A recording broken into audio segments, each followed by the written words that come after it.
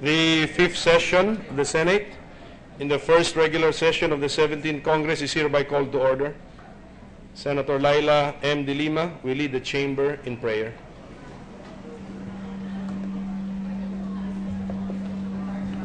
In the name of the Father, Son of the Holy Spirit, amen. Let us remember that we are in the holy presence of our Lord. Dear Lord, there are many challenges confronting us, whether as individuals or as one society, and we ask you for the wisdom and strength to overcome this. Sa kabila ng mga hamon at problema, patuloy sana ninyo kaming tanglawan ng inyong diwa at liwanag upang gabayan kami sa makatwirang kilos at pasya. Tulad mo, maging huwaran din sana kami at ang iba pang lingkod bayan sa paggawa ng tama at makatarungan para sa aming kapwa at bansa. Dalangin namin, sa halip na dahas, batas ang umiral. Sa halip na agam-agam sa lipunan, takot sa Diyos ang mangibabaw at sa bawat pagkakataon, imbes na pansariling interes ay kapakanan ng mas nakakarami ang lagi naming isaalang-alang. May we always follow your example to live with compassion and respect for the value of all human life, which are the bedrock principles in the pursuit of a just, peaceful, and humane society. This we ask in the name of Christ, our Lord. Amen. Amen. Secretary, please call the roll. Roll call of members. The Honorable Senators Angara, Aquino, Binay, Cayetano, De Lima, Drilon, Ejercito, Escudero, Gatchalian, Gordon, Onasan, Ontiveros, Lacson, Ligarda, Pacquiao, Pangilinan, Po, Recto, Soto, Trillanes, Villanueva, Villar, Subiri, Senate President Pimentel. With 22 senators present, the chair declares. Senator Subiri is also present. With 23 senators present, the chair declares the presence of a quorum. Majority Leader. Mr. President, I move that we tackle the journal of the fourth session Tuesday, August 2, 2016 at a later hour as it is being prepared. There is a motion to defer the consideration of the journal of August 2, 2016. Any objection? Hearing none, the motion is approved. Mr. President, I move that we proceed with the reference of business. Is there any objection? There being none, the motion is approved. Secretary, please read the reference of business. Messages of the President of the Philippines. Letter of President Rodrigo R. Duterte dated 20 July 2016, vetoing and returning without his signature the enrolled Senate Bill number 2419, House Bill number 6040, entitled An Act Banning the Reappointment of a Regular Member of the Judicial and Bar Council who has already served 2 full terms pursuant to Section 27, Paragraph 1, Article 6 of the Constitution, which veto message states that if enacted, it will violate the Constitution. The Constitution does not impose any limitation on the number of times the President may reappoint a regular member of the JBC. The proposed bill, in prescribing a 2-term limitation on the reappointment of JBC regular members, is tantamount to amending a constitutional provision and restricting the plenary appointing power of the President. Letter of President Rodrigo R. Referred to the Committee on Justice and Human Rights. Letter of President Rodrigo R. Duterte dated 20 July 2016, vetoing and returning without his signature the enrolled House Bill number 6080, entitled An Act Modifying the Qualifications for and Creating a Screening Committee in the Election or Appointment of the Directors and Officers of Electric Cooperatives, amending for the purpose Section 26A and 26B of Presidential Decree number 269 as amended by Republic Act number 10531, otherwise known as the National Electrification Administration Reform Act of 2013, pursuant to Section 27, Paragraph 1, Article 6 of the Constitution, which veto message states that the law the bill seeks to amend has been fully implemented through various department circulars of the Department of Energy. Thus, prudent policy dictates that the law must be given ample time to develop and effect the reforms it seeks to institute. To the Committees on Energy and Cooperatives. Bills on first reading. 301, entitled An Act Providing for Local Absentee Voting for Persons with Disabilities and Senior Citizens, by Senator Zubiri. To the Committees on Electoral Reforms and People's Participation, Social Justice, Welfare and Rural Development, and Finance. 302, an act in strengthening the Constitution right to security of tenure, amending for the purpose the Labor Code of the Philippines and for other purposes, by Senator Zubiri. To the Committee on Labor, Employment and Human Resources Development. 303, an act classifying the sale of electricity by electric cooperatives, value-added tax-exempt transactions, amending for the purpose 109, Paragraph 1 of the National Internal Revenue Code is amended by Republic Act Number 9337 and for other purposes, by Senator Zubiri. To the Committees on Ways and Means and Energy. 304, an act declaring the 27th day of July of every year a special non-working holiday in recognition of the founding anniversary of the Iglesia ni Cristo, amending for the purpose Section 3 of Republic Act Number 9645 and Section 26, Chapter 7 of Executive Order Number 292, otherwise known as the Administrative Code of 1987, as amended by Senator Zubiri. To the Committee on Education, Arts and Culture.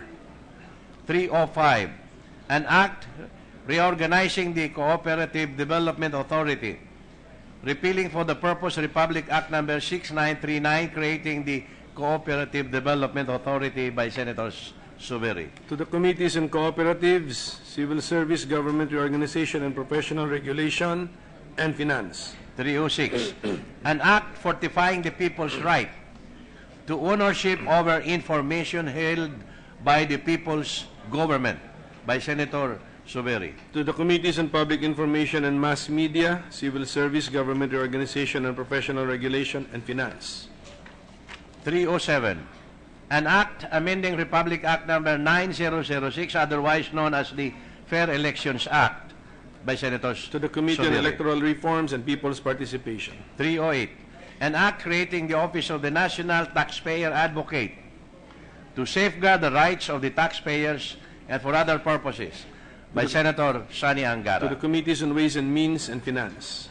309, an act providing for the Magna Carta of Workers in Informal Economy, institutionalizing mechanisms for implementation thereof and for other purposes, by Senator Sani Angara. To the Committees on Social Justice, Welfare and Rural Development, Labor, Employment and Human Resources, and Finance. 310, an act institutionalizing the Pantawid Pamilyang Pilipino Program for Peace to reduce poverty and promote human capital development, Senator Sani Angara. To the Committees on Social Justice, Welfare and Rural Development, and Finance. 311, an act creating a national anti-illegal drug campaign and research program, appropriating funds therefore, Senator Sani Angara. To the Committees on Public Order and Dangerous Drugs, Local Government, and Finance. 312, an act creating the Benham Rice Development Authority, defining its powers and functions, providing funds therefore and for other purposes, Senator Sani Angara. The Committees on Economic Affairs and Finance. 313, an act providing incentives for new graduates of colleges, universities, and accredited institutions offering technical vocational courses, otherwise known as the Bill of Rights for New Graduates, Senator Sani Angara. To the Committees on Labor, Employment, and Human Resources Development, Civil Service, Government Reorganization, and Professional Regulation, Ways and Means, and Finance. May we request a little silence, please? In the entire chamber. Thank you. Go ahead, please. 314, an act instituting the Magna Carta of Filipino Seafarers by Senator Sani Angara. To the Committees on Labor, Employment, and Human Resources Development, and Foreign Relations. 315, an act implementing the people's right to information and the constitutional policies of full public disclosure and honesty in the public service and for other purposes, Senator Sani Angara. To the Committees on Public Information and Mass Media, Civil Service, Government Reorganization, and Professional Regulation, and Finance. 316. President, Majority Leader.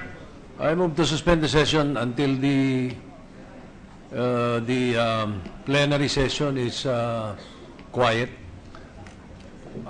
There's a motion to suspend, so granted, let us suspend the session.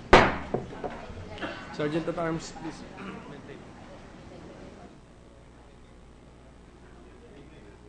Saan tayo nag-stop? Ano? Go, saan tayo nag-stop?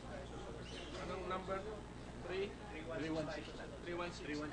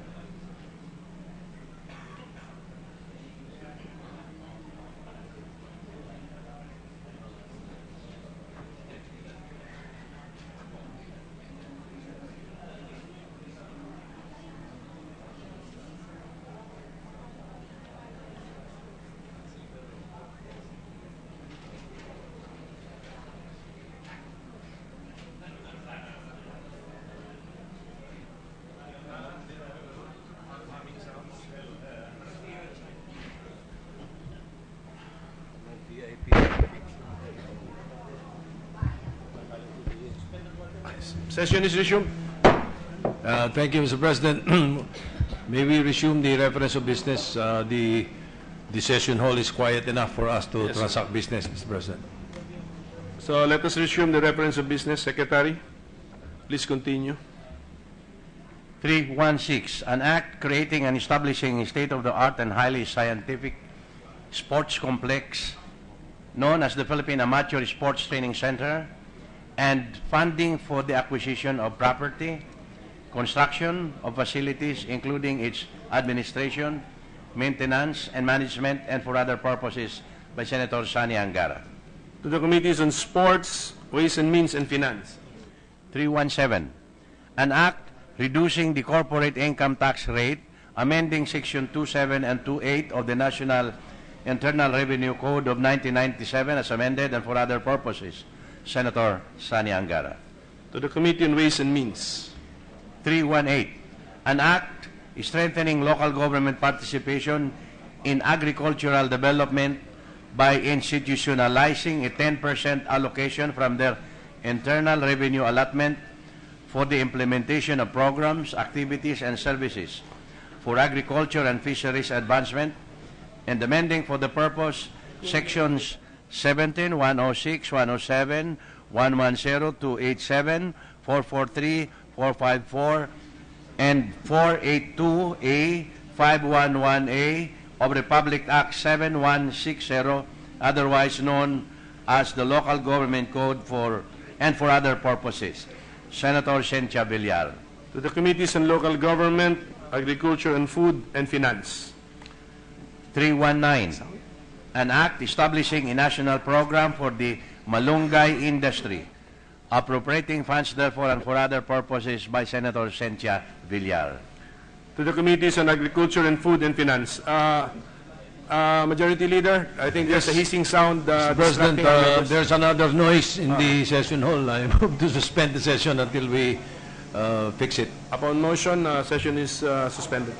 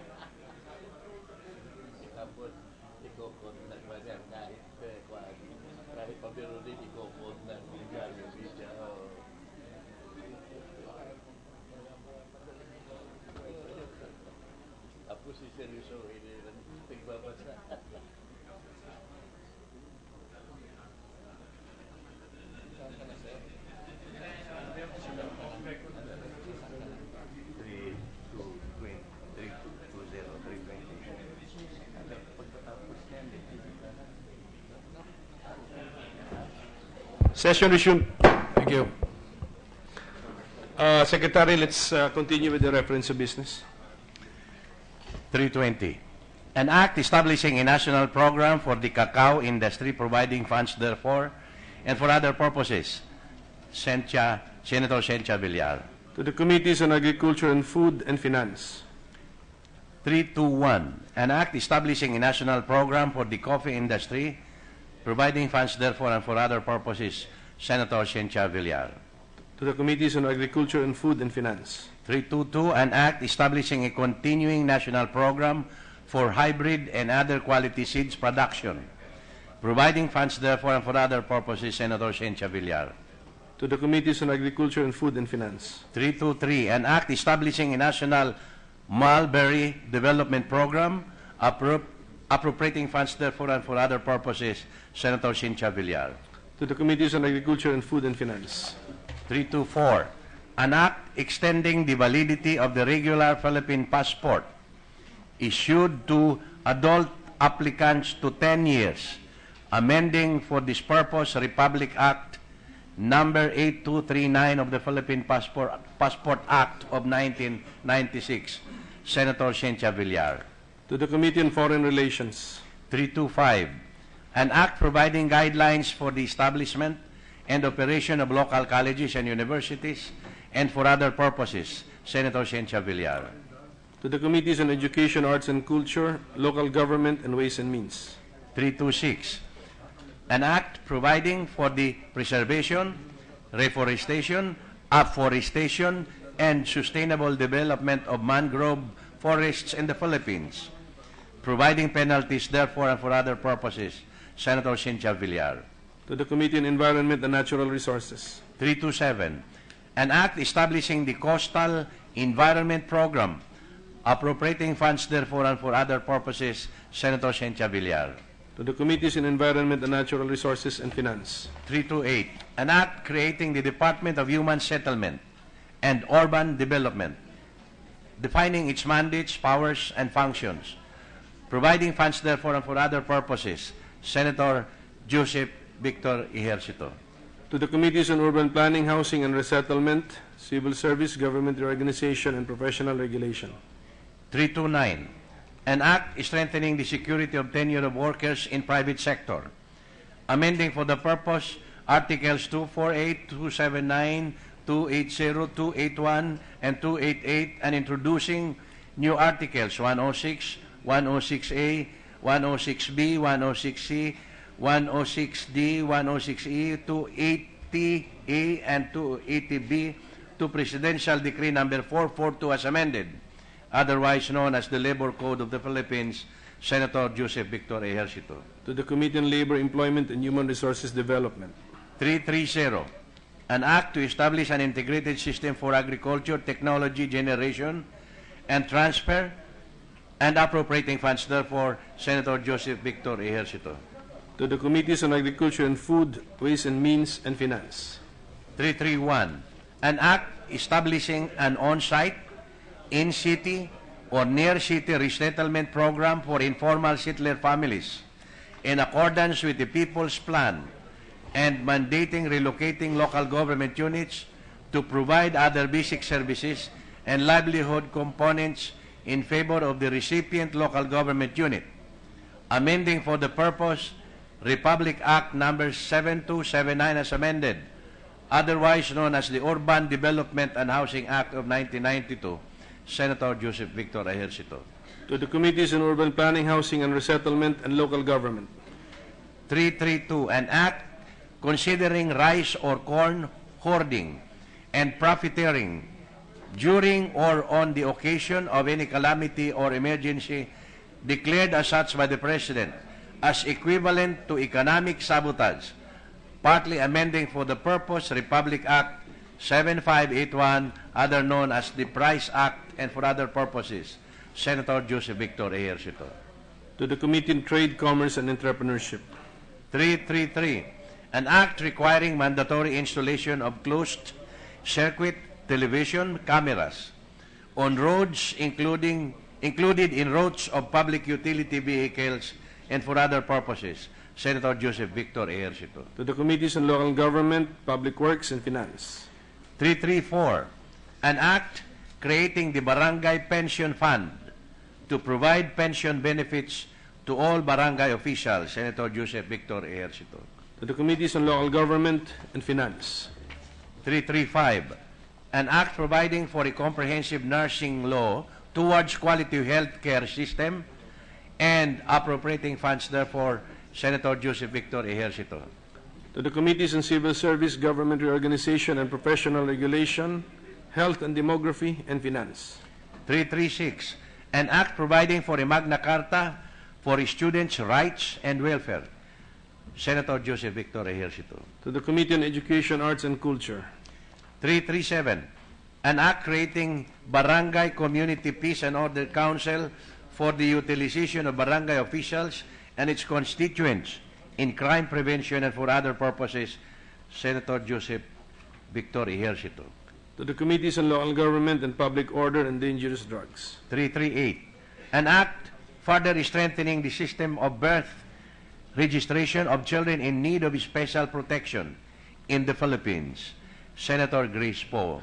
To the Committees on Women, Children, Family Relations, and Gender Equality and Finance. 339, an act strengthening the institutional capacity of the Office of the Ombudsman by amending certain provisions of Republic Act 6770, otherwise known as the Ombudsman Act of 1989, and providing funds therefore, Senator Grace Poe. To the Committees on Justice and Human Rights and Ways and Means. 340, an act ordaining the Bill of Rights of Taxi Passengers, Senator Grace Poe. To the Committees on Public Services and Finance. 341, an act promoting corporative farming and providing incentives for its effective implementation, Senator Grace Poe. To the Committees on Agriculture and Food, Agrarian Reform, and Ways and Means. 342, an act strengthening assistance to farmers, fisherfolk, and agrarian reform beneficiaries by institutionalizing direct credit support to said sectors, amending Republic Act number 3844 or the Agricultural Land Reform Code, Senator Grace Poe. To the Committees on Banks, Financial Institutions, and Currencies, and Agrarian Reform. 343, an act providing assistance to fresh graduates by waiving government fees and charges collected in connection with documentary requirements for employment, Senator Grace Poe. To the Committees on Youth and Civil Service, Government Reorganization, and Professional Regulation. 344, an act prescribing school bus safety standards and for other purposes, Senator Grace Poe. To the Committees on Public Services and Education, Arts, and Culture. 345, an act institutionalizing the implementation of the government internship program, providing funds for its implementation and for other purposes, Senator Grace Poe. To the Committees on Civil Service, Government Reorganization, and Professional Regulation, and Finance. 346, an act strengthening the forfeiture powers of the state, amending for the purpose certain provisions of Republic Act number 1379, otherwise known as an act declaring forfeiture in favor of the state any property found to have been unlawfully acquired by any public officer or employee and providing for the proceedings therefore, Senator Grace Poe. To the Committee on Justice and Human Rights. 347, an act strengthening the office of the Ombudsman through further professionalization, improvement of skills, and augmenting the living conditions of its employees, amending for the purpose Republic Act number 6770, otherwise known as the Ombudsman Act of 1989, and for other purposes, Senator Grace Poe. To the Committees on Justice and Human Rights, Civil Service, Government Reorganization, and Professional Regulation, and Finance. 348, an act creating a government efficiency office to improve quality of regulations and reduce regulatory burden, Senator Paulo Benigno Bam Aquino IV. To the Committees on Civil Service, Government Reorganization, and Professional Regulation, and Finance. 349, an act institutionalizing a national strategy for promoting inclusive business models for poverty reduction, inclusive growth and sustainable development, and for other purposes, Senator Paulo Benigno Bam Aquino IV. To the Committees on Trade, Commerce, and Entrepreneurship, and Finance. 350, an act establishing the Philippine Social Value Act, Senator Paulo Benigno Bam Aquino To the IV. Committee on Social Justice, Welfare, and Rural Development. Additional reference to Mr. President, Majority Leader. Senator Laila de Lima wishes to pose a parliamentary inquiry before we go into the additional reference of business. Can the Senator Laila de Lima state the parliamentary inquiry? Thank you, Mr. President. This relates to the first two items taken up earlier, and these are the two messages from the President on his veto of two enrolled bills of the Senate. So those two vetoed bills have been referred to the committees concerned, the Committee on Justice and Human Rights and then the Committees on Energy and Cooperatives. I'm wondering, Mr. President, is there any prescribed period for the consideration? Because I would assume that these letters of the President were referred to the appropriate committees for purposes of study and recommendation to the plenary as to whether or not to reconsider the vetoed bills. So I'm wondering, is there any prescribed period for the concerned committees to do this? Because, you know, I don't see it in our rules, Rule 49, in relation to Section 27 of Article 6 of the Constitution. Because I'm wondering that since these are vetoed bills and this is, there's got to be some time frame within which to consider, within which to deliberate on the matter of whether or not to reconsider the vetoed bills. That's a query, Mr. Yes, President. if there's no objection, the chair suspends before responding. Okay. So, ang tanong ba nila sa time is she's more concerned sa time?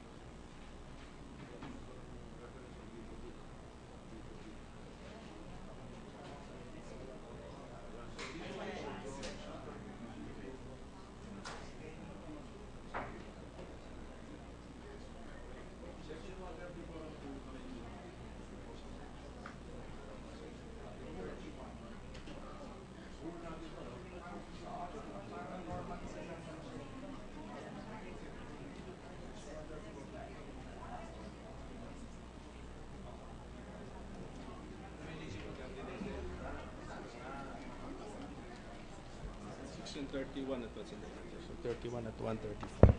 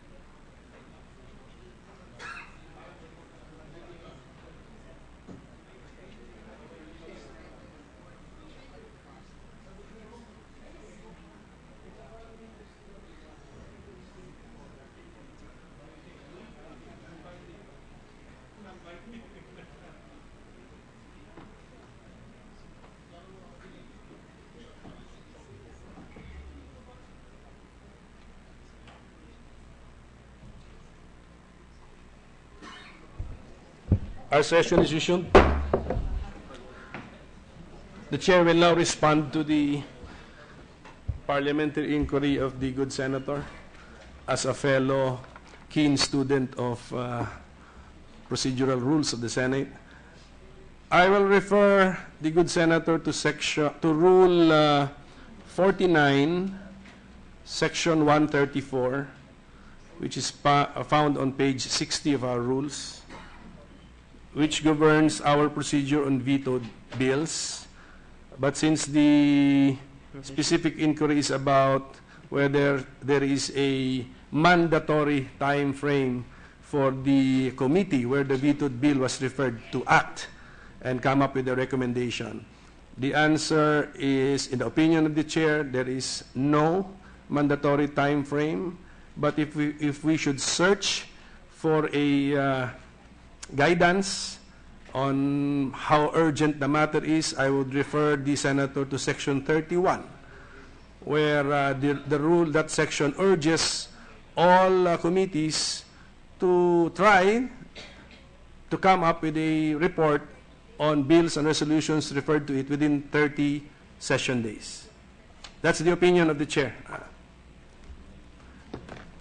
Thank you. And since we are keen students of procedural rules, we know that the answer of the chair to parliamentary inquiries are non-binding and are mere opinion. Yes, Mr. President. With the permission of the Senator chamber, Dillon is recognized. the query of Senator De Lima, it was very specific. Within what period must this Congress, must the Senate, act on a veto message for purposes, say, of overriding it? Yes. That's the specific question. In other words, when is there any period that is given to the chamber and to Congress to override the veto? In the simple view of this representation, sir, Mr. President, there is no period. In other words, the override, if it's going to be done, can be done without reference to any period, except, in my mind, in our view, the life of the Congress which received the veto message. So that if it is the 17th Congress which received the veto message, a reasonable interpretation is that the 17th Congress, during its life, can theoretically override the veto. That's Thank our you, humble Senator opinion Dillon. spread to the record. Thank you. Mr. President, I would subscribe to the view of Senator Dillon. May I just state for the record also that I was just really inquiring because I did not see any period in the pertinent provision of our rules. This is not to say that we will have the intention to, or that we have the intention of overriding this, because I do agree with the message of the President in explaining his veto of enrolled Senate Bill number 2419 regarding the banning of the reappointment of a regular member of the Judicial and Bar Council who's already served 2 full terms. I do agree that this particular bill, if it was passed into law, would actually be encroaching on the plenary power of appointment of the President. So I was just really asking because I was thinking that it is a special matter to consider whether or not to override a vetoed bill must have some special character or significance. So I was thinking that we can consider providing for a proper period within which to consider it, but as explained by Senator Drilon, it would be better if we just have that rule that it has to be taken up during the life of this Congress, so as not also to unduly restrict the prerogatives of the body. Thank you. For the record, the chair agrees with the manifestation of Senator Drilon.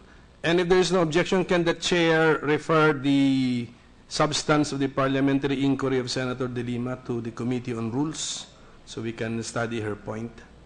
If there's no objection, so carried. Majority Leader? I move that we proceed with the second additional reference of business. With the additional reference of business and the second additional reference of business. If there's no objection, the motion is approved. Secretary, please continue with the reference of business. Senate Bill number 351, an act providing protection and incentives for freelancers, introduced by Senator Paulo Benigno Bamaquino IV. To the Committees on Labor, Employment and Human Resources Development and Ways and Means. 352, an act prohibiting government offices and agencies from denying citizens access to frontline services and attendance in public meetings on the basis of attire, by Senator Bamaquino IV. To the Committee on Civil Service, Government Reorganization and Professional Regulation. 353, an act providing for the installation of information and communications infrastructure as part of the construction of strategic national roads and highways, appropriating funds thereof and for other purposes, by Senator Bamaquino IV. To the Committees on Science and Technology, Public Works and Finance. 354, an act strengthening the secure transactions legal framework in the Philippines, which shall provide for the creation, perfection, determination of priority, establishment of a notice registry, and enforcement of security interests in personal property and for other purposes, by Senator Bamaquino IV. To the Committees on Banks, Financial Institutions and Currencies and Finance. 355, an act creating the Philippine Trade Representative Office and appropriating funds therefore, by Senator Bamaquino IV. To the Committees on Trade, Commerce and Entrepreneurship, Foreign Relations and Finance. 356, an act providing for the mandatory PhilHealth coverage for all persons with disabilities, further amending for the purpose Republic Act 7277, otherwise known as the Magna Carta for Disabled Persons, by Senator Bamaquino IV. To the Committees on Health and Demography and Social Justice, Welfare and Rural Development. 357, an act providing for a system of redistributing and recycling food waste to promote food security, by Senator Bamaquino IV. To the Committees on Health and Demography, Social Justice, Welfare and Rural Development and Finance. 358, an act exempting from donors' tax and documentary stamp tax gifts, donations, and remittances for the benefit of victims of natural disasters and other calamities, amending for the purpose Republic Act 8424 of the National Internal Revenue Code as amended, by Senator Maria Lourdes Nancy S. Binay. To the Committee on Ways and Means. 359, an act amending Republic Act 8424 of the National Internal Revenue Code of the Philippines by granting full deduction from gross income the amount of contributions made to disaster relief, recovery, and rehabilitation efforts and activities and for other purposes, by Senator Nancy S. Binay. To the Committee on Ways and Means. 360, an act granting parental care leave with full pay to all employed parents or legal guardians of minor children in the private and public sector, by Senator Nancy S. Binay. To the Committees on Labor, Employment and Human Resources Development, Civil Service, Government Reorganization and Professional Regulation, and Finance. 361, an act mandating local government units to allocate for other basic services and livelihood component in favor of the host local government unit in which their socialized housing for the settlement project is located, amending for the said purpose Republic Act number 7279, otherwise known as the Urban Development and Housing Act of 1992, by Senator Nancy S. Binay. To the Committees on Urban Planning, Housing and Resettlement, and Local Government. 362, an act providing for prenatal leave benefits, by Senator Nancy S. Binay. To the Committees on Labor, Employment and Human Resources Development, Civil Service, Government Reorganization and Professional Regulation. 363, an act amending the provisions of Republic Act number 9344 as amended, entitled an act establishing a comprehensive juvenile justice and welfare system, creating the Juvenile Justice and Welfare Council under the Department of Justice, appropriating funds therefore and for other purposes, by Senator Nancy S. Binay. To the Committees on Justice and Human Rights, Women, Children, Family Relations and Gender Equality, and Finance. 364, an act providing for educational assistance to public school teachers and appropriating funds therefore, by Senator Nancy S. Binay. To the Committees on Education, Arts and Culture, and Finance. 365, an act directing establishments to support the institution of child care facilities and granting incentives therefore, by Senator Nancy S. Binay. To the Committees on Women, Children, Family Relations, and Gender Equality, Social Justice, Welfare, and Rural Development, and Ways and Means. 366, an act amending Section 35 of Republic Act Number 8424 as amended, or the National Internal Revenue Code of the Philippines, by granting additional allowance of personal exemption for individual taxpayer for contributions made to disaster relief, recovery, and rehabilitation efforts, and for other purposes, by Senator Nancy S. Binay. To the Committee on Ways and Means. 367, an act penalizing individuals who sell, give, or in any way share any type of fireworks or firecrackers to minor children 15 years old and below, by Senator Nancy S. Binay. To the Committee on Public Order and Dangerous Drugs. 368, an act punishing extraordinary heinous crimes with the penalty of qualified reclusion perpetua, thereby amending Republic Act Number 9346, otherwise known as the Act prohibiting the imposition of death penalty in the Philippines and for other purposes, by Senator Laila M. de Lima. To the Committee on Justice and Human Rights. 369, an act institutionalizing a criminal investigation system, repealing for the purpose Republic Act Number 5180, otherwise known as the Act prescribing a uniform system of preliminary investigation by provincial and city fiscals and their assistants, and by the state attorneys or their assistants, and other related laws and issuances, by Senator Laila M. de Lima. To the Committee on Justice and Human Rights. 370, an act promoting the rehabilitation and revitalization of the Philippine National Railways, amending for the purpose Republic Act Number 4156 as amended, entitled An Act Creating the Philippine National Railways, prescribing its powers, functions, and duties, and providing for the necessary funds for its operation, by Senator de Lima.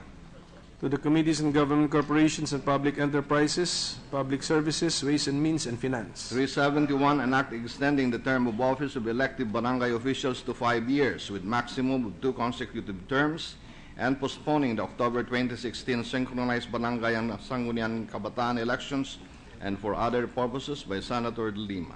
To the Committees on Local Government and Electoral Reforms and People's Participation. 372, an act providing protection to the elderly against abuse, neglect, and exploitation, and prescribing penalties for violations thereof, by Senator Win Gatchalian.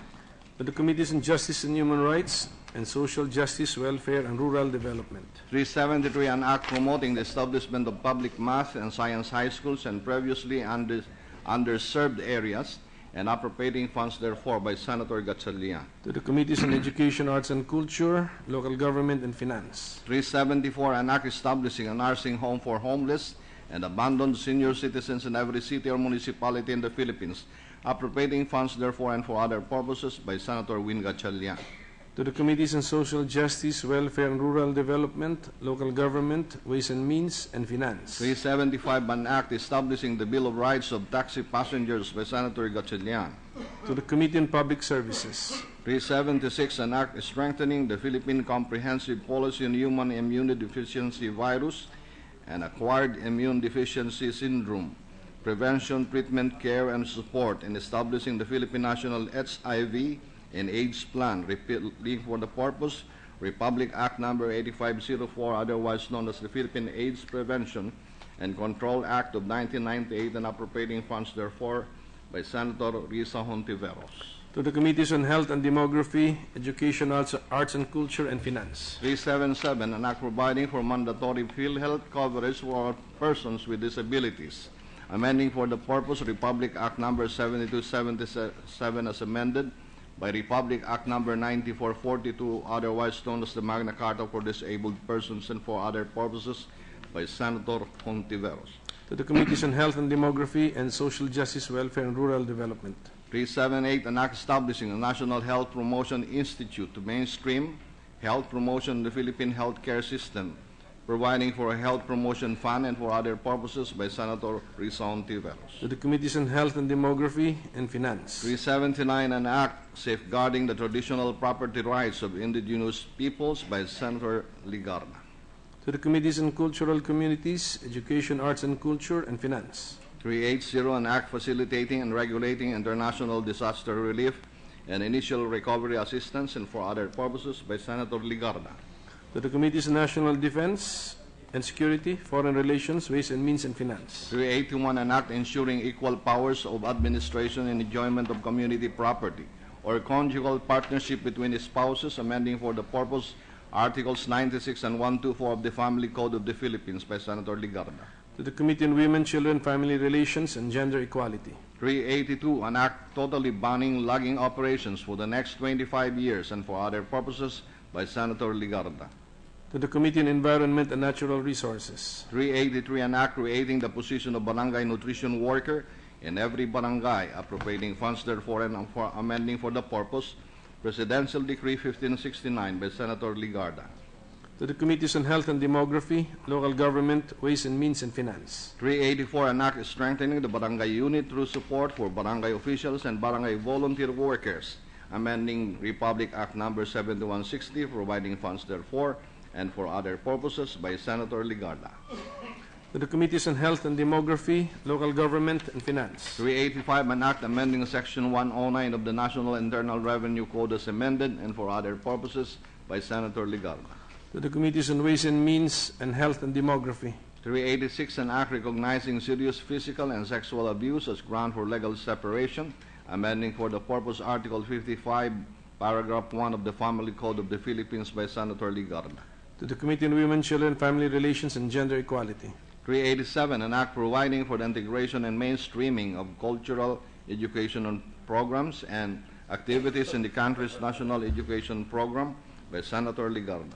To the Committees on Education, Arts and Culture, and Finance. 388, an act amending Section 24 of the National Internal Revenue Code of 1997 as amended, adjusting the rates of taxable income of individuals and providing for automatic adjustment of tax rates every 3 years and for other purposes by Senator Ligarda. To the Committee on Ways and Means. 389, an act granting fiscal incentives to media entities devoting airtime and space to educational programs for children, to advertisers or sponsors supporting such programs and for other purposes by Senator Ligarda. To the Committees on Public Information and Mass Media, Education, Arts and Culture, and Ways and Means. 390, an act declaring Filipino Sign Language as the national sign language of the Filipino deaf and the official language of government in all transactions involving the deaf, and mandating its use in the schools, broadcast media, and workplaces by Senator Ligarda. To the Committees on Education, Arts and Culture, Civil Service, Government Reorganization and Professional Regulation, and Finance. 391, an act ensuring equality between spouses and the exercise of parental authority over the person and legal guardianship over the property of common children, amending for the purpose Articles 211 and 225 of the Family Code of the Philippines by Senator Ligarda. To the Committee on Women, Children, Family Relations, and Gender Equality. 392, an act establishing a legacy fund to support, improve, and sustain higher education institutions during the transition period of the Enhanced Basic Education Act of 2013, appropriating funds therefore and for other purposes by Senator Ligarda. To the Committees on Education, Arts and Culture, and Finance. 393, an act strengthening the Philippine Comprehensive Policy on HIV and AIDS Prevention, Treatment, Care, and Support, repealing for the purpose Republic Act Number 8504, otherwise known as the Philippine AIDS Prevention and Control Act of 1998, and appropriating funds therefore by Senator Ligarda. To the Committees on Health and Demography and Education, Arts and Culture.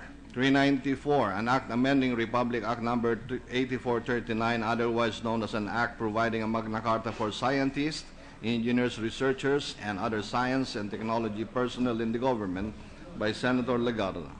To the Committees on Science and Technology, Civil Service, Government Reorganization and Professional Regulation, and Finance. 395, an act supporting the production of Philippine independent films by providing incentives to filmmakers who are given honors in notable international film competitions by Senator Ligarda.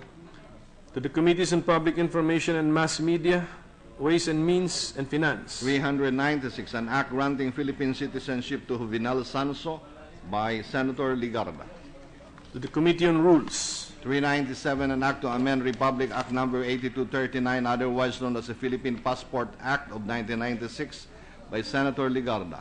To the Committee on Foreign Relations. 398, an act providing prenatal leave benefits for female employees by Senator Ligarda. To the Committees on Labor, Employment, and Human Resources Development, and Civil Service, Government Reorganization, and Professional Regulation. 399, an act recognizing the British School Manila as an educational institution of international character by Senator Ligarda. To the Committee on Education, Arts and Culture. Senate Bill number 400, an act increasing pensions under the Social Security system, amending for the purpose Section 12 of Republic Act numbers 1161 as amended, otherwise known as the Social Security Act of 1997 by Senator Ligarda. To the Committees on Government, Corporations, and Public Enterprises and Labor, Employment, and Human Resources Development. Resolutions, Senate Concurrent Resolution number 2, entitled Concurrent Resolution Providing for the Legislative Calendar of the First Regular Session of the 17th Congress of the Philippines by Senator Soto III. The Committee on Rules.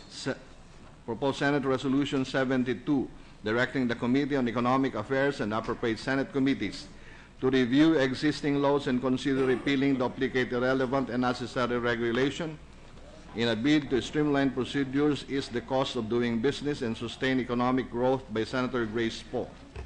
To the Committees on Economic Affairs and Trade, Commerce, and Entrepreneurship. 73, directing the Senate Committee on Trade, Commerce, and Entrepreneurship and other appropriate committees to conduct an omnibus study and eventual updating and aid of legislation of the present Foreign Investment Act, considering the continuing emerging global trends in development with the intention of making the Philippines a competitive haven for investments and place of operation for multinational companies by Senator Grace Poe. To the Committees on Economic Affairs and Trade, Commerce, and Entrepreneurship. 74, a resolution directing the Senate Committee on Energy to conduct an inquiry and aid of legislation on the power situation status of the Luzon grid and establish the close of the simultaneous shutdown of 6 power plants, which led to rolling blackouts in Luzon, with the end in view of determining measures that would further ensure a reliable and secure supply of electric power by Senator Recto. To the Committee on Energy. And proposed Senate Resolution number 75, resolution recognizing, commending, and extending well wishes to the 12 athletes representing the Philippines in various events at the 2016 Summer Olympic Games in Rio de Janeiro, Brazil from August 5 to 21, 2016 by Senator Sonny Angara. To the Committee on Rules. Majority Leader. Thank you. Mr. President, before we proceed, may we acknowledge the presence of the Mayor of Padre Garcia, Batangas, Mayor Michael Rivera, and the Mayor of Minalin, Pampanga, Mayor Edgardo Flores, the Mayor of Arayat, Pampanga, Mayor Emmanuel Alejandrino, and Councilor Adonis Palagtas of San Antonio, Nueva Ecija. They are guests of the Senate. Welcome to our guests. Mr. President, I move that we dispense with the reading of the journal of Tuesday, 4th session, August 2, 2016. There is a motion to dispense with the reading of the journal of August 2, 2016. Any objection? There being none, the motion is approved. Thank you. Mr. President, I move that we approve the journal, but before doing so, may we recognize 2 or 3 of our members who wish to make a correction in the journal. So may we recognize Senator Drilon. Senator Drilon is recognized. This is not a correction because the journal reflects accurately the action taken by the Chamber. This is a motion to amend the referral of Senate Bill number 231, which is found on page 94 of our journal. Senate Bill number 231 refers to, is entitled An Act Revising the Corporation Code of the Philippines. The majority, the Office of the Majority Leader correctly referred it, Mr. President, to the Committees on Trade, Culture, Commerce and Entrepreneurship, and the Constitutional Amendments and Revision of Codes. Upon discussion with the Majority Leader and the Chair of the Committee on Trade, we are submitting for the consideration of the Chamber a motion to reverse the referral so that the primary committee is the Constitutional Amendments and Revision of Codes, and the secondary committee is the Committee on Trade, Commerce and Entrepreneurship. We so move, Mr. Chair. We have no objection, Mr. President.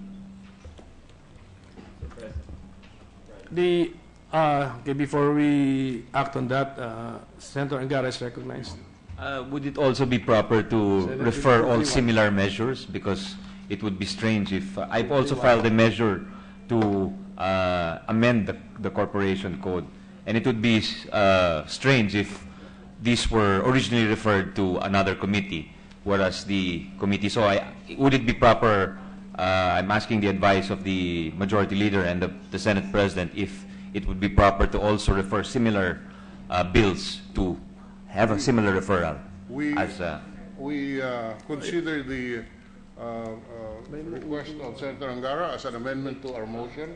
I believe, Senator Drillo and Senator Angara, that we have to proceed on a case-to-case basis. We have to point out what Senate bill is affected and where was it referred, and we have to just amend.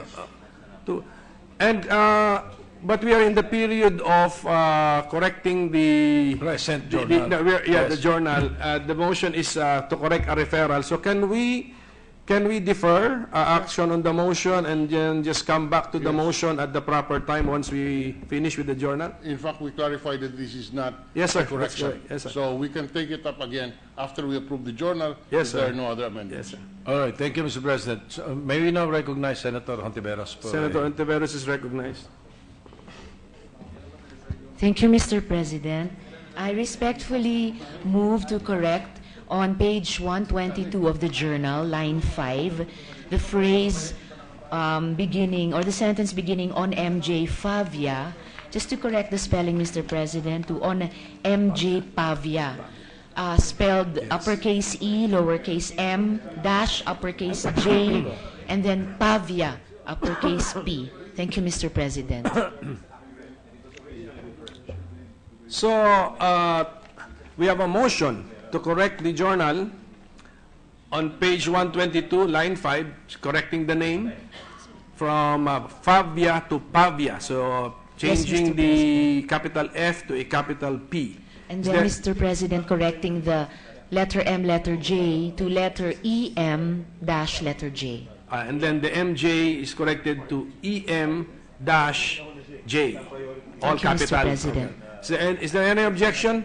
There being none, the journal is so corrected. Any Also, other? Mr. President, yes.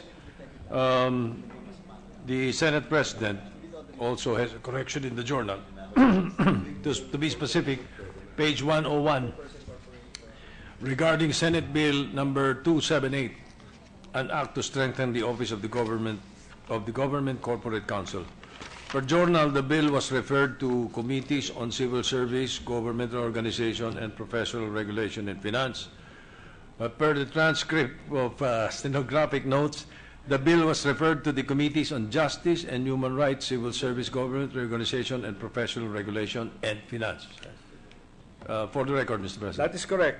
I remember having made that referral. So, upon motion of the majority leader to correct the journal appearing on page 101, referring to Senate Bill number 278 as to the referral.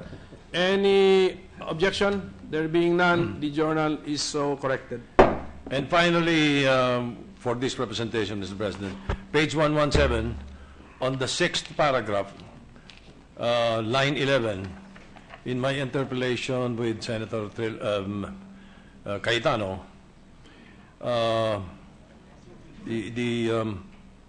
the figure 80% that Senator Lacson mentioned to me, drug cases that were dismissed in the past, and this was given to the National Security Council report of the PIDEA. It is 74%, Mr. President, just to correct the figures. But what was stated yesterday, I said almost 80%, but Senator Lacson whispered to me 94. He meant to say 74. So I would like to correct it to say 74% of drug cases were dismissed. Thank you, Mr. President. So moved. Can I suspend for a minute?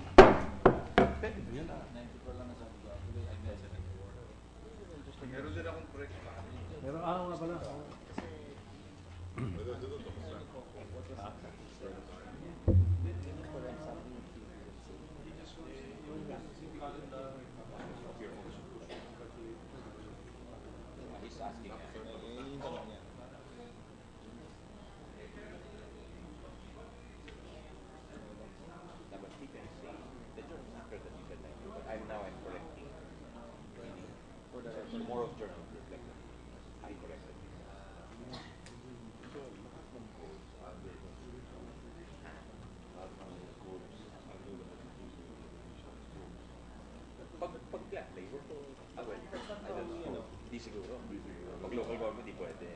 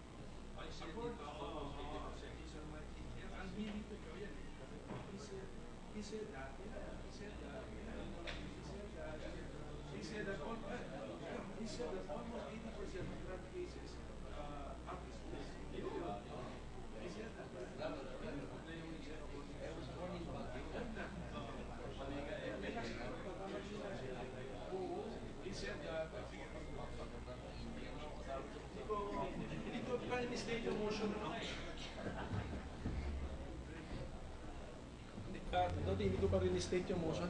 Edwin, hindi ko pa rin-state yung... Session is resumed. Thank you. Mr. President, Majority Yeah, Leader, we will yes. revisit your motion. Yes, sir. yeah, may I clarify? I have the transcript of what transpired yesterday. And on page 66 of the transcript, I said, the last time we asked during a budget hearing last year, there was almost 80% drug cases dismissed. May we reflect that in the journal? So let us remove what he said that according to Senator Lacson, Yes. almost 80% of drug cases were dismissed last year. So, It should be reflected that I said it based on hearings. so can we correct the journal as follows? He said that almost 80% of the drug cases were dismissed last year, period. Yes. Okay. Thank So you. there is a So moved. motion to correct the journal appearing on page 117 on the 6th paragraph, as we have stated. Any objection? There being none, the journal is so corrected. One more, Mr. President. May we recognize Senator Senator Francis Pangilinan is Pangilinan. recognized. Thank you, Mr. President. Mr. President, a minor correction. Page 119 of the journal, first column, second paragraph, last sentence. The last sentence should read, he also expressed the need to focus on addressing criminality and the strengthening of the rule of law, saying that the Philippines has a conviction rate for corruption cases of 30%, way below Hong Kong and Japan, where at least 80% of corruption cases ended up in conviction. Ended up in conviction. So there is a motion to correct the journal on page 119, second paragraph, as stated by Senator Pangilinan. Any objection? There being none, the journal is so corrected. Thank you, Mr. President. At this point, Mr. President, I reiterate my motion to approve the Journal of the 4th Session, Tuesday, August 2, 2016. Is there any objection? There being none, the motion is approved, and the Journal of the 4th Session, Tuesday, August 2, 2016 is deemed approved as corrected. Thank you, Mr. President. May we recognize Senator Franklin Drilon. Senator Drilon is recognized. We wish to reiterate our motion, which was previously presented to the body. Now that the journal has been approved, we now move that that Senate Bill number 231, which was referred to the Committee on Trade, Commerce, and Entrepreneurship as a primary committee, and Constitutional Amendments and Revision Codes as a secondary committee, be amended so that the primary committee becomes the Constitutional Amendments and Revision of Codes, and the secondary committee is the Committee on Trade, Commerce, and Entrepreneurship. So move, Mr. President. There is a motion to amend the referral of Senate Bill 231 and make the Constitutional Amendments and Revision of Codes Committee the primary committee, and the Committee on Trade, Commerce, and Entrepreneurship as the secondary committee. Any objection? Hearing none, the motion is approved. Mr. President, likewise, there is Senate Bill number 81. The 81. The subject of which is covered is basically included in Senate Bill 231, and this is allowing the formation of one-man corporations. That's the only subject or the information of Senate Bill number 81. For consistency, therefore, of the referral, may we also move with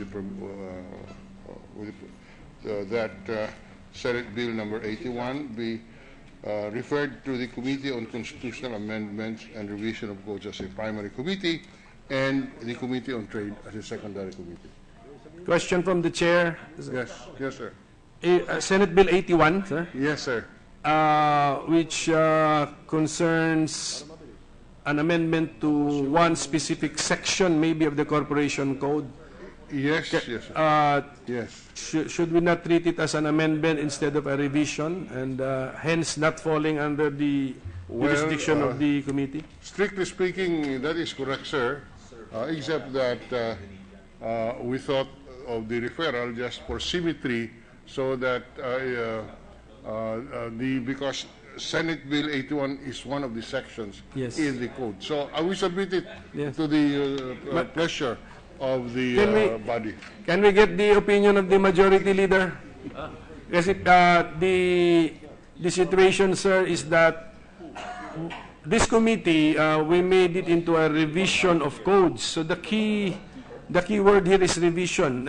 It connotes an extensive amendment or change in a code.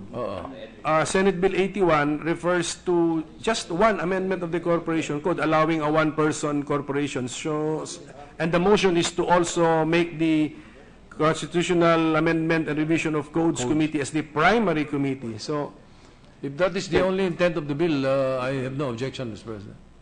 so to refer it there, no? So, Yes. Yeah, but Senator Drilon has laid up the premise that for consistency, because it will be, that section will be reviewed in the, so can we make this as an exception to our general rule with that agreement, sir? Anyway, Only for the purpose of achieving symmetry and uniformity where a similar situation would occur in the future. We can, otherwise you'll have the possibility of two committees treating the same bill in a different manner. Senate Bill 81. Okay, so let's go back to the motion. I will now state the motion.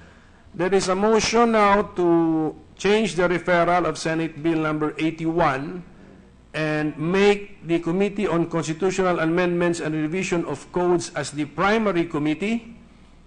Is there any secondary committee? The same. The same. The Committee on Trade, Commerce and Entrepreneurship as a secondary committee. Is there any objection? There being none, the motion is approved. Thank you, Mr. President. Mr. President, with the consent of the Chamber, I move for the consideration of Senate Concurrent Resolution Number 2. This is the resolution providing for the legislative calendar of the first regular session of the 17th Congress. Is there any objection? The motion is approved, and concurrent resolution number, Senate concurrent resolution number 2 is in order. May we ask the Secretary to read the title of the measure without... Do our colleagues already have a copy, sir? If they have copies, I make sure that all the members of the House were given copies. So let us ask the Secretary to just read the title of the measure without prejudice to inserting into the records the entire text of the resolution, Mr. President. Secretary is directed to do so. Concurrent resolution providing for a legislative calendar of the first regular session of the 17th Congress of the Philippines. Resolved by the Senate, the House of Representatives concurring that the legislative calendar for the first regular session of the 17th Congress of the Philippines be as follows.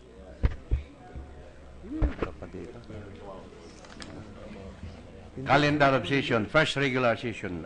Number 1, commencement of session, July 25, 2016 to October 21, 2016.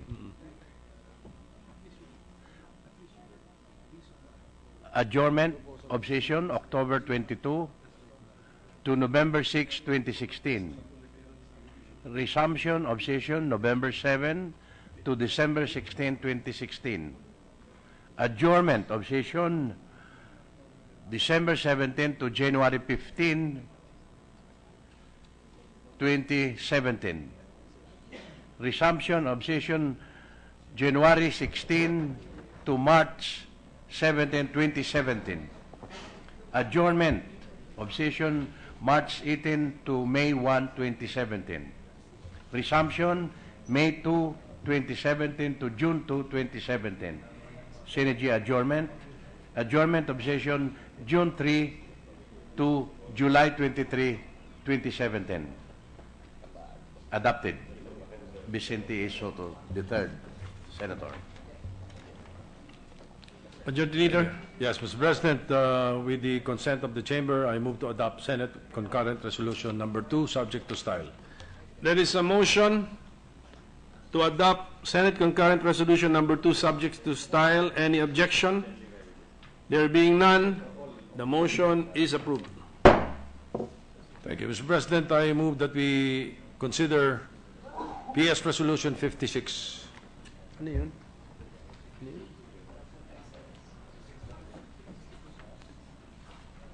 This is recognizing and commending Treat Conrad Huey for his invaluable contribution to Philippine sports, Mr. President. There is a motion to consider PS Resolution number 56. Any objection? There being none, the motion is approved. I have read the title, Mr. President, so I move that we recognize Senator Sani Angara, the sponsor of the measure. Senator Angara is recognized. Thank you, Mr. President, Mr. Majority Leader. Treat Huey is a Filipino-American who is the captain of our Davis Cup tennis team, and in the recent Wimbledon tournament, as we all know, Wimbledon is the most prestigious of the 4 Grand Slam tournaments in the tennis calendar. He reached the semifinals, Mr. President, and I think he's deserving of commendation from this body, especially since his historic feat was hardly covered in local media.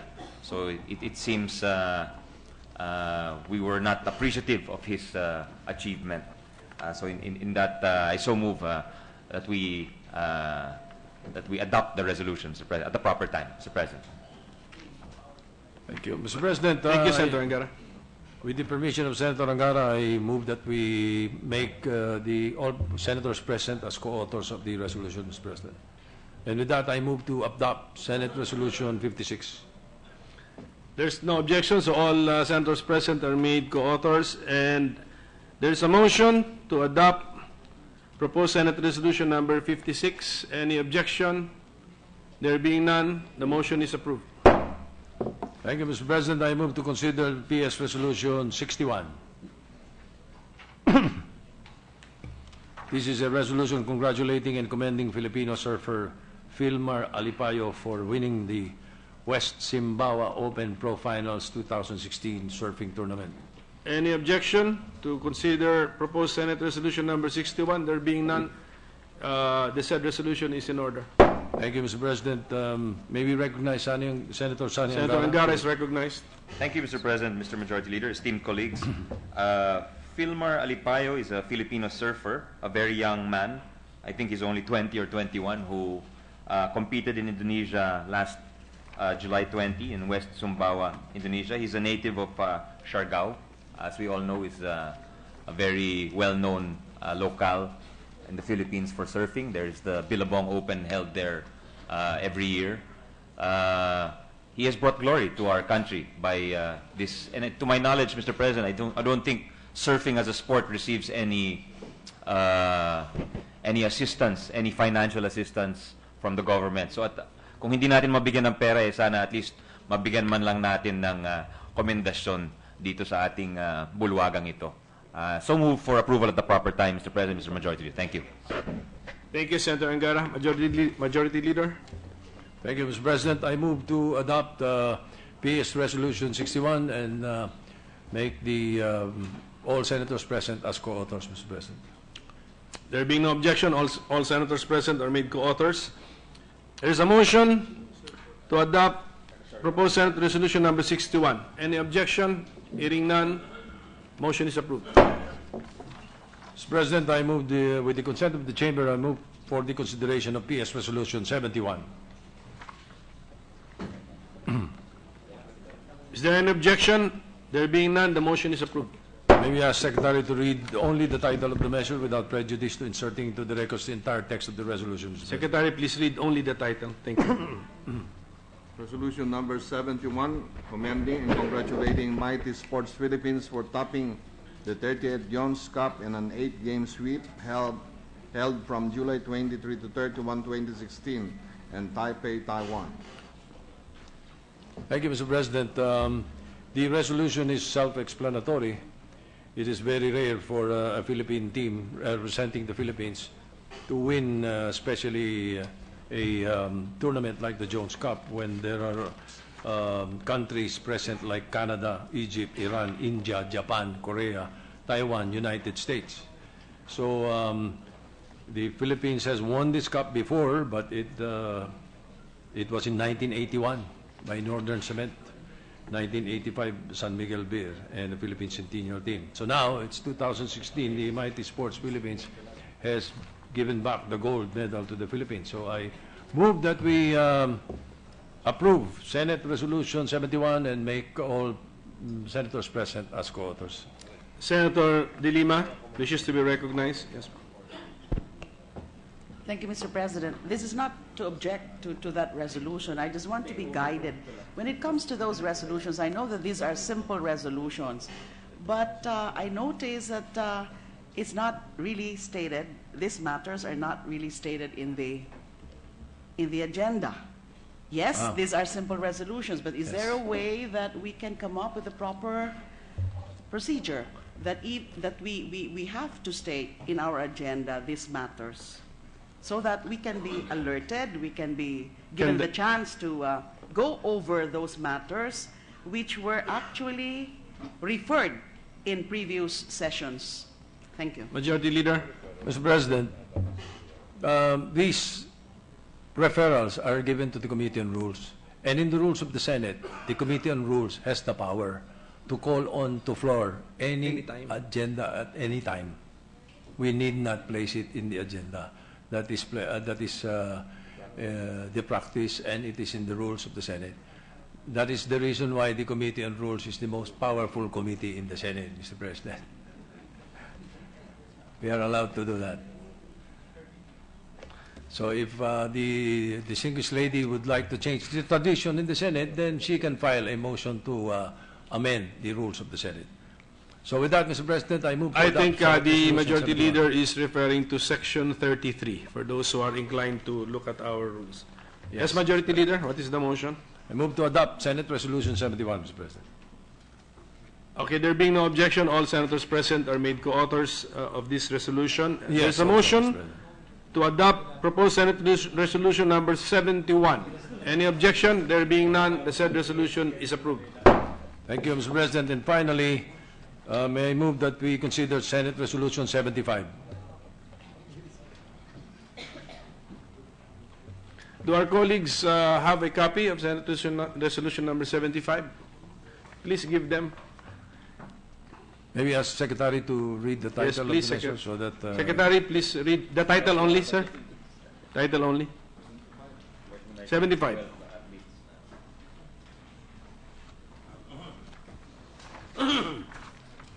Resolution recognizing, commending, and extending well wishes to the 12 athletes representing the Philippines in various events at the 2016 Summer Olympic Games in Rio de Janeiro, Brazil, from August 5 to 21, 2016. May we recognize Senator Sani Angara. Senator Angara is recognized. Thank you, Mr. President, Mr. Majority Leader, distinguished colleagues. Our people have always been sports lovers, whether it's basketball, boxing, volleyball, football. There's probably a Filipino out there who loves that sport. This is no less evident during the times the whole country used to stop and drop everything for the boxing bouts of our pabansang kamao, who is now a proud colleague of ours. Mr. President, we anticipate the country will extend the same fervor, the same support to the 12 Filipino athletes who are on their way to the Rio Olympics, namely swimmers Jasmine Alcalde and Jessie Lacuna, table tennis paddler Ian Lariba, golfer Miguel Luis Tabuena, long jumper Maristela Sunan, hurdler Eric Cray, marathon runner Mary Joy Tabal, weightlifters Heidelin Diaz and Nestor Colonia, boxers Rogen Ladon and Charlie Suarez, and finally Taekwondo Jin Christy Alora. These 12 shall represent the Philippines at the 2016 Summer Olympics in Rio de Janeiro from August 5 to 21, 2016. And that is why, with the resolution we are sponsoring, we wish to recognize and commend them for getting into the Olympics, for the road they have faced was nothing short of tough. They are nothing short of world-class as well, Mr. President. Jasmine Alcalde holds the Philippine women's record in the 200, 100, and 50-meter freestyle and the 50 and 100-meter butterfly events, while Jessie Lacuna has a total of 51 gold medals with 35 national and 16 international titles and a registered personal best of 1 minute 50.73 seconds during the 2015 Southeast Asian Games held in Singapore. Table tennis paddler Ian Lariba, who will be the country's flag bearer for the 2016 Rio Olympics opening ceremony, represented the country in various international table tennis competitions, including the 2014 World Table Tennis Team Championships in Japan, where she led the Philippines to a first-place victory. Ranked 28th in the world, Maristela Sunang won gold in July 2016 at the Kazakhstan Open, setting a new Philippine record of 6.72 meters. Sunang participated in the 2008 Beijing and 2012 London Olympics. Eric Cray, on the other hand, set a new national record in the 400-meter hurdles event, while winning gold at the 2015 Southeast Asian Games, setting a time of 49.40 seconds. Meanwhile, Mary Joy Tabal won silver in the 2015 Southeast Asian Games and represented the Philippines during the 2016 Boston Marathon. Despite their achievements, we continue to overlook the significance of our athletes in nation building, providing them with little support or incentives to succeed. Of course, in the 16th Congress, with the help of the Majority Leader, Senators Cayetano and Recto, Ejercito, and others, we raised the incentives our national athletes receive. But we can definitely do more, especially in providing full institutional support and training for them. I'm happy to note that during President Duterte's send-off for the Philippine team to the 2016 Rio Olympics, he expressed his support through increasing the allowance of the athletes from $1,000 to $3,000 and of the officials from $3,000 to $5,000. The Senate has been filing resolutions congratulating various athletes in different international competitions. Perhaps in the future we can do more than this. We need systemic reform, including grassroots development, higher budgets, and long-term planning. Para hindi lang puro congratulations, we should offer them, our athletes, more. I am confident that our incoming chairman of the Committee on Sports, our pambansang kamo, Senator Manny Pacquiao, and I congratulate him for being the chairman of our Committee on Sports. Thank you, Mr. Majority Leader. Thank you, Mr. President. Thank you, Senator Angara. Majority Leader. With that, Mr. President, I move that we make the senators present co-authors of the measure and adopt the Senate Resolution number 75, Mr. President. There being no objection, all senators present are made co-authors. There is a motion to adopt proposed Senate Resolution number 75. Any objection?